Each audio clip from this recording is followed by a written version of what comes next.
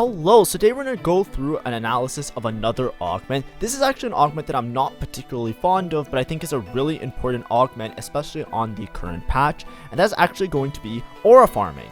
Aura farming is really powerful because 5 cost is one of the main strategies or game plans that you should have on the current patch of set 15, and aura farming essentially gives you a free 2-star 5 cost. So what are the times that you want to take this? Is it an always click? Is it good? Is it bad? Is it broken? Who knows? I'm going to kind of discuss it throughout this video. I'm also going to do a tier list and some board analysis of different aura farming boards based on different 5 costs, as well as talk about in certain encounters where it would be a little bit better. If you like my content, make sure to like and subscribe. I'm kind of going through different augments as like a nice for fun guide style content, trying to see if that's a series that can be a main staple on this channel. If you like this series, make sure to like and subscribe, and of course if you want to see other guides, make sure to check out my channel. But anyways, let's talk about aura farming. So aura farming, you gain a 2-star 5 cost unit. However, that 2-star 5 cost, you cannot field it until 4-3. Basically what's going to happen is you're going to hit aura farming, you're going to have some sort of unit. It's going to be off on the side. It's not going to be on your board. It's not going to be a playable unit. And it's going to be a 2-star unit. This augment has been through the ringer. It has been really good on certain patches. It's been really bad on certain patches. It got nerfed. It got buffed, etc. The current standing of it is that you get your unit on 4-3 and that you get a 2-star 5 cost. No extra items, no extra nothing. So, when do you want to take aura farming? When is this strong? Obviously, a 2-star 5 cost is a really powerful thing. However, when I look at an augment like this, the main thing that I think about is that this augment is bad luck protection. There's certain augments in the game that when you read them, they sound really broken, but it essentially does nothing if you high roll. So let me try and explain. Let's say I high roll and I hit a 2-star 5 cost anyways. Then the augment essentially does nothing, because if I can hit what the augment gives me without having the augment, it means I can take another augment in place of that to make my board stronger. Now obviously that's very dumb to say. It's like, okay, well, forehead, obviously, like, if you can hit the unit, then you don't need the augment, but like, you're taking it at the beginning of the game and it's obviously going to be good, just hit something else, blah blah blah, right? But the idea is that when you want to take it is encounters where that makes sense a little bit. So for example, main conditions for when you want to take aura farming, you want to be strong early because you're obviously going to be down a gold augment, which we'll talk about in a little bit. But then the main reason you take aura farming is if it's a lobby that lacks resources. Sorry, I put recourses there. Let's fix that real fast. Lobby that lacks resources. Resources in the sense of gold or ways of leveling, ways of hitting the units. For example, if you take aura farming and it's Scuttle Puddle, right? Where everybody's going to be fast 9 anyways, because they have an insane amount of gold because of Scuttle Puddle, somebody with an econ augment is probably going to be able to hit a stronger board than you anyways, by just being able to level and play around whatever 5 cost they want, no matter what. And they'll likely be stronger than you earlier, before you even hit your aura farming board, because they'll just have an augment that's strengthening their board by some other means, as opposed to you that's taking something for a bad luck protection. These are basically when you really want to avoid something like aura farming. The other thing about aura farming is that you can also low roll the actual unit, which we're actually going to talk about each of the 5 costs involved in it. But let's talk about the pluses, right? Obviously you get your unit. The main downside to it is the wait until 4-3. That's a big portion of it. So basically, all of stage 3, all of stage 2, all of stage 3, you're basically playing down a gold augment. That means that somebody else who took a combat, like backup dancers, somebody who took an econ augment, or an item augment, or anything that strengthens their board or gives them potential to strengthen their board in the future, is gonna be at a better spot than you for majority of your early game. So what do you want to have? You want to have a really strong opener. You want to have units like a full mech board, you know, where you have the extra mech unit on your board, right? The extra mech, which makes you in a really strong early game. You want to have early game upgrades. You want to be in a part when you're taking this augment where you're already going to win or save HP on a lot of rounds. You don't necessarily want to take it and win streak. That's going to be hard to do because, like I said, you're playing without a gold augment for a lot of rounds. But you want to have a strong enough board that you can at least stay competitive with the rest of your lobby. That way, when you eventually make it to 4-3, you won't be like on death's door with only 1 HP left, or like having to win out from a really awkward or difficult spot. You want to basically play it from a spot that's really far ahead. if possible, of course. Additionally, you want to take it when there's low resources, because like I said, if you're playing Scuttle Puddle and somebody's able to make it to 9 anyways and hit all of the legendaries that they want and make some kind of crazy ass board, you're not going to be any stronger than them with your bad luck protection, because you're essentially just going to have a 2-star 5 cost, but all the other people in your lobby are probably going to have a 2-star 5 cost anyways, plus an extra augment that could have done anything to their board, either an augment that gave them items, an augment that gave them XP or strength or gold or something else that is going to put you at a strict disadvantage. Additionally, when you're trying to play around aura farming, one thing that's really important is that you know what your unit is. So you really want to make sure that your items make sense with that unit. For example, if I see that I have a Lee Sin on my bench, I'm going to focus on making Lee Sin items. So a lot of my early game units that I would play around, I want to play around melee carries. I want to build towards this eventual Lee Sin that I will hit, because when I hit the Lee Sin, I want to have items to support him. In the past, you used to get a free item with aura farming, which made it a lot better in my opinion. That's why now it's kind of like temperamental, and I would take it depending on the spot. Okay, so we talked a little bit about aura farming, the positives, the negatives, things that can go well, things that can go wrong. Now what I want to do is I want to go through every single aura farming unit and kind of rank them a little bit on a tier list to make things a little bit easier for everybody to understand, or basically like just kind of give like a little bit of an opinion on how easy I think it is to play around each of these units. So we'll start with Braum.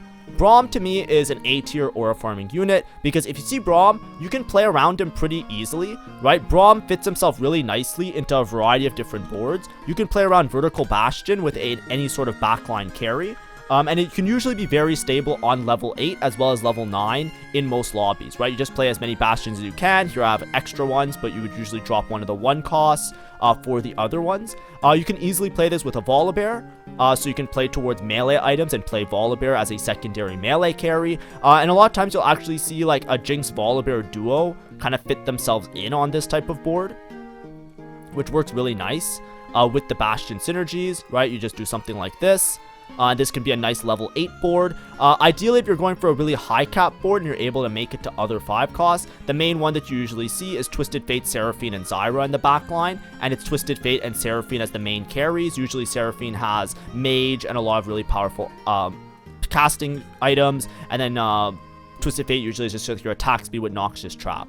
However, you're thinking about Braum in particular, Snacks Time is a really good fruit that makes him a really big damage dealer, especially if you build him towards like a melee style damage dealer. Of course, there's lots of other variations of this that you can play. You can even play towards Edgelords and Luchador and play around 4 Luchador, except these ones, they usually allow you to play less 5 costs, so I would say that boards like this are a little bit less popular. However, Braum, extremely flexible and nice to play around, and also with his champ bonus can get you a lot of HP, so I think he's definitely in that A tier. He might even be S tier, but I think S tier I want to reserve for 1 or 2 other units. Gwen, however, I would say is C tier to me. I think Gwen does have a lot of boards that can stabilize with her, but Gwen has a main problem that her fruits are all relatively shit. Like, she doesn't have a good fruit that makes her a good solo carry. She's really good if you play like Vertical Soul Fighter, because Soul Fighter just gives her enough stats where she actually kind of pops off and she can one-tap a lot of boards, right? But additionally, if you're not playing Soul Fighter with her, like Sorks is also okay, but it's just really bad in the current meta, right? Because Sorks right now, it has a really bad matchup into Mighty Mech. Because if you play Vertical Sork, the Gwen will pop off, but it's hard to like kill the mech at the start of the fight. So it's really hard for this board to do really well, because Sork is all about getting early kills and having its HP proccing effect after killing enemies working. The main way that you actually see Gwen fit in onto boards in the current patch is actually with Bastions. Similar to like what we were talking about, she's a flexible unit that can fit in, because Jin Zhao gives her the Soul Fighter synergy, and then you get Sork synergy from the Swain. So a lot of times you put her in place of one of the other backline units, a lot of times in place of Seraphine, and you play a board that looks like this. But just know that she's like a worse version of Seraphine in a lot of these types of boards, because she's just like, Seraphine just pumps out damage better, and Seraphine with Mage is a lot better in this type of setup. So for that reason, I think that's harder to stabilize around the Gwen, and a big part of taking aura farming is that you have to basically be like impossibly strong on 4-3. If you're not winning after 4-3, you're gonna have a problem. I think Gwen could put you in spots where you're not winning after 4-3, but it's still good, right? It's just not as good as the other one, so I put her in C. Lee Sin, I think is like kind of like average. I think Lee Sin is like the average aura farming unit. Lee Sin himself is really broken, don't get me wrong. I think that Lee Sin usually needs a pairing of another unit though. So when you think about aura farming with Lee Sin, He's like really good, especially as a 2-star. Usually you play Juggernaut Lee Sin, and then you play him with Vertical Juggernaut, right? But the problem is, a lot of times this is matched with some extra backline carries that scale well. Because the whole point of playing the 6 Juggernaut is to have like this impossibly difficult to deal with front line. So a lot of times you'll see it as a fast 9 board where you play Zyra and Twisted Fate in the backline, and these units can scale up alongside the Lee Sin as a dual carry.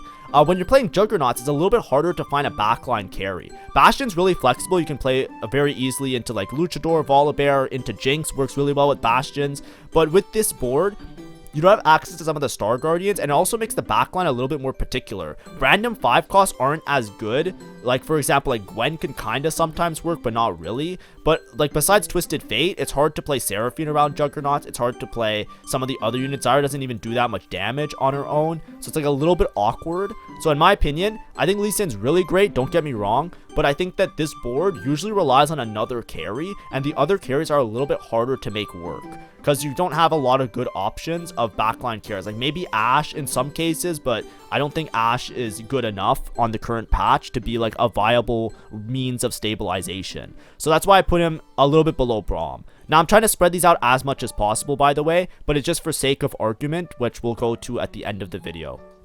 Seraphine I think is A tier. I think Seraphine can absolutely one-tap and do insane things now. Usually when you play Seraphine, you actually play her with, actually maybe I put Seraphine down one. I think Seraphine is actually B tier here. Because the main reason Braum is good because of the champ. Seraphine, I think, is similar to Lee Sin. Usually you play Seraphine with Bastions. You could also play her with Vertical Star Guardian. But like I said, the main board that you always play now is actually Seraphine like this with Twisted Fate or alongside Twisted Fate. And Seraphine works to do like insane burst damage. So if you give her like some, like a little bit of scaling or a little bit of power, right, like crit and stuff like that, and you build her like a mage caster, then when you get the mage fruit, she casts twice and she absolutely like deletes boards very easily. So that's like the main thing that you want to go for with this particular unit a lot of the times. And she's actually like really, really meta as being like one of the stronger backline 5-cost boards to play around. So I definitely think that she's up there, potentially in that same tier. But she might even be a little bit better. I might move all of these up to A actually. Because I think like Twisted Fate also, I think Twisted Fate personally is like here. And then Varus is here, Zyra's here, and then Yone's like here if we want to go fast, right? Just for sake of purposes, Varus, similar to Gwen, is very hard to play around, and I think he might even be worse than Gwen in terms of flexibility of units. Usually you want to play him with Wraith and Snipers, which he can work really well if you just commit to like a Wraith Sniper board ahead of time. For example, if you're playing like a Mundo Jin kind of line, and then Varus can kind of work alongside those units if you just reroll them because you're going to get him anyways type of beat, like something like this can work really well. But other than that, he's often really hard to play around. And then in terms of like Zyra isn't really good as a carry. They buffed her a lot to make her be a strong damage dealer, but her fruits are pretty abysmal. It's similar to Gwen. She has a situation where a lot of her fruits aren't that strong. And the other thing is that you care more about the Zyra for her bonus rather than her damage. So a lot of times she'll find her way onto boards, but she's hard to stabilize around because without a secondary carry, without another unit carrying, it's often not as strong as some of the other aura farming units. And then of course I put Yone in S tier because I think Yone's a tier above everybody else. I think this is pretty fair. You might move some of these down like this maybe if you want to like make a distinction with Braum.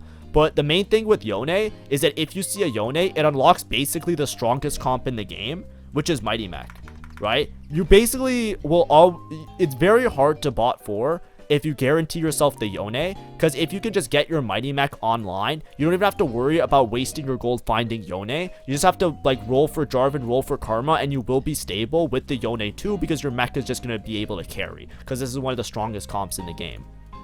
But anyways, if we're looking at aura farming, this is part of the reason why I say the augment feels a little bit mid, in my opinion, because like you have to click it because of the chance of hitting Yone, the chance of hitting Twisted Fate, which can scale with different boards, Juggernaut or Bastion front lines. Seraphine's also pretty good, Lee Sin's pretty good, Braum's pretty good, but there's some of them that are hard to play around. Zyra is like fake good. I feel like a lot of people, if you take aura farming a lot on the current patch or even in general, I feel like with Zyra you might run yourself into a problem where it doesn't feel that great. Maybe if you have a Crystal Gambit spot, it's a little bit better, but often you just run yourself into a spot where it's like you try and itemize and play around the Zyra, but then she just lacks the DPS and she lacks the scaling ability with the fruits to be really strong, which makes things awkward. And then obviously Gwen and Varus being very temperamental, especially if you low roll on the auxiliary board to support these units, you're going to lose to a lot of fast 9 type of spots where people are particularly strong. So as an example, I want to show you this game from a few days ago where I took aura farming and I hit a Zyra, for example. So I ended up building around Zyra items, and I was really strong for a large portion of the game. But if you look at it, right, compared to a lot of other players that took either econ augments or took reroll augments or found themselves in a good spot, you'll notice that I ended up going 5th this game. And a large portion of it was that I couldn't keep up with the other players, right? Even though I have a Zyra 2, as you can see, somebody was able to go 9 before me. They have a Zyra 2, a Twisted Fate 2, and a Lee Sin 2 instead because they were able to get a lot of gold. I believe in this encounter there was a prismatic orb which gave a lot of gold, so it was just a situation where I thought aura farming would be good, but then the game lasted long enough and enough people got enough resources that they were all able to outcap. Similarly, reroll players that have scaling can outcap you, and other fast 9 boards like even this board with mech, the mech board with a singular Yone and no real investments into items on another carry is way stronger just because of how strong and how polarizing something like Mighty Mech is. And you notice there are a lot of mech players because it's obviously on the current patch. But this is the main reason why I explained with aura farming that you really want 2 situations to occur, right? You want to be strong early because you're basically playing without a gold augment for much of the game. Up until 4-3, you're down a gold augment, which means that your board is inherently going to be weaker. So if you do not have the board value or the strength in the units on the board, you're often going to lose a lot of HP, even though it's a really shiny, beautiful like augment that gives you direction and it guarantees you a 2-star 5 cost. That alone isn't enough to prevent other people from getting other augments that will get them to that point anyways. And especially if you're in a lobby where you're matched in skill level or they're really good players in your lobby, it's gonna really sting when they have a board that also has an upgraded 5 cost because they were able to make it there either by preserving HP or managing their econ because they took either an HP or econ or strength augment that gave them those resources to use, or you really want it to be a low lobby resource type of encounter, right? If you take aura farming in Scuttle Puddle, everybody's able to make it to 9. Everybody has their pick of the litter. There are multiple people that are going to hit their high cap boards, and additionally, even on the current patch, a singular Yone can invalidate so many comps because hitting a Yone and playing around 7 mech just makes it so that you're playing around 7 mech, you will usually beat most boards, especially if they have augments that support it. So somebody on level 8 could just flip the game on its head with 1 HP just finding a singular Yone, and you that are sacrificing many rounds or playing around this aura farming unit could be relatively bad. Now, is it something that I say you should avoid? No, I'm obviously giving you situations where I think it's good and situations where I think it's bad. Is it overrated in my opinion? I think yes, because the general consensus I see, especially from like, you know, if I'm playing on stream and I see aura farming, it's like, oh, you gotta click it. Oh, it's so good. You get a free 2-star 5 cost. That's the whole point of the game. You just want the legendary unit. You win the game for free. And it's like, yes and no. There's like, I would say it's like a 50-50 with the units that you hit if they're actually able to stabilize at a reasonable rate on level 9, or sorry, on level 8. And then you also have to deal with the fact that if there is a random drop that gives a lot of gold, if people are able to cap their board really high, you're basically playing with an augment that does nothing, right? If I compare these boards, right, like you can easily see, right, like from my example here, obviously I have other examples of aura farming as well. I think I have one where I went 8th as well. But like, look at a vacuum of these boards, right? You wouldn't even know if somebody took an econ augment to hit a 5 cost, or I took aura farming to hit my 5 cost. It really doesn't make a difference because you can easily see, oh yeah, this guy's outcapped by these other players because they hit their things, or they hit scaling fruits, or they have their situations. It's like, unless you're in a spot where you're aggressively tempoing, or you put yourself in a strong spot where you have an HP lead, you're not going to be able to outcap players that have an augment that supports them, as opposed to you that just has an augment for hitting your 5 cost or guaranteeing a 5 cost. Now, obviously, like I said, if it's low resources, you have a 5 cost, most people won't even be able to get to level 8 if there's a low econ encounter. Or if you're really strong early and you have that HP advantage, you can really aggressively push the lobby, right? If you have a huge HP lead and you've been win streaking early because you were strong early, getting a free 5 cost is a great way to convert that into a nice top 4 or even into a first, because you can easily just transition into playing around another strong unit. It spikes your board really hard on stage 4, and if you were already strong on stage 2 and stage 3, more the merrier. That's more LP for you. But those are the main conditions, and that's why I bring it up. Is it an instant click? To me, no. Is it broken? To me, no. Is it something that is really helpful, gives you direction, makes your game plan a lot easier? Of course. So should you click it? Most likely yes, because at the same time, you could also hit Yone, even Braum, Lee Sin, Seraphine, Twisted Fate. All of these can really easily just guarantee you a top 4, but that's the way you should always treat aura farming. You shouldn't treat it as though you can outcap everybody in your lobby. You should always treat it as, I'm playing this in a conservative, safe way to try and get a top 4, and I should definitely use my resources to mitigate my losses in my mid game to make sure that by the time I get my 5 cost unit, I'm not in dire straits. Because if I'm in dire straits and somebody high rolls, that's it. GG, because their board is just going to be stronger than yours because they'll have an augment that supports them a little bit better. Hopefully that wasn't too controversial of a take. I tried to explain some of the boards and give you some tips on it. Like I said, I would usually take it with strong, low econ encounter. When I'm strong and there's a low econ encounter, I would avoid it in high econ encounters like Scuttle Puddle or things that can cap really high, because you can obviously run yourself into a really bad spot, especially if other people are able to outcap you by pushing levels ahead of you. Either way, thanks for watching. Hopefully this was helpful, and have a great day. Bye-bye.